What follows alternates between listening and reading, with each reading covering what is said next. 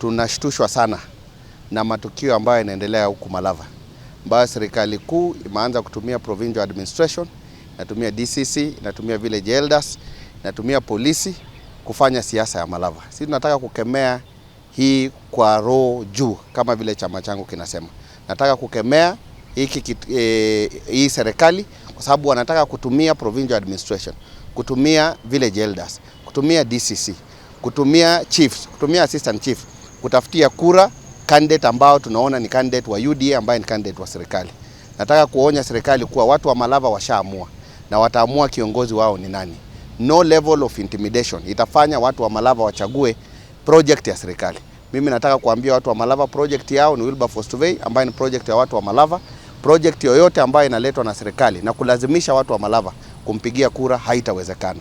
Tunataka tupatie onyo wale ambao wanatumika, wale machiefs, wale masubchiefs, wale DCC, kwa watu wa Malava kama hawatajirestrain wenyewe watachukua sheria mkononi. Tunataka kuhakikisha kuwa watu wa Malava wamepewa nafasi ya kipekee, wachague kiongozi wao atakuwa ni nani. Hatutakubali kushurutishwa, hatutakubali kusukumwa na mtu yeyote, awe ni mtu wa serikali, awe ni assistant chief, awe ni chief, awe ni DCC. Hiyo maneno tumekataa na tunataka kuhakikisha watu wetu wanapiga siasa ya amani. Government apparatus, tafadhali mkae mbali na siasa ya Malava ili watu wa Malava wapate nafasi ya kuchagua kiongozi wao.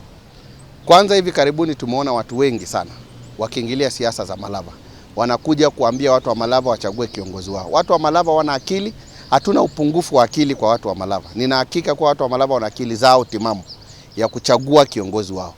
Either unatoka nje kukuja kutuamulia kiongozi wetu, hiyo hatutakubali. Na watu wa Malava tutasimama kidete kuhakikisha kuwa tunapigia mtu wa maendeleo, mtu ambaye atafanyia watu wa Malava maendeleo. Na hii uongo kuwa lazima uwe kwenye serikali ndio upate maendeleo ni uongo mtupu. Sisi tunataka kusema maendeleo yanapatikana kwa sababu kila sehemu ya nchi iko Kenya na wanafaa kupata maendeleo kutoka kwa serikali.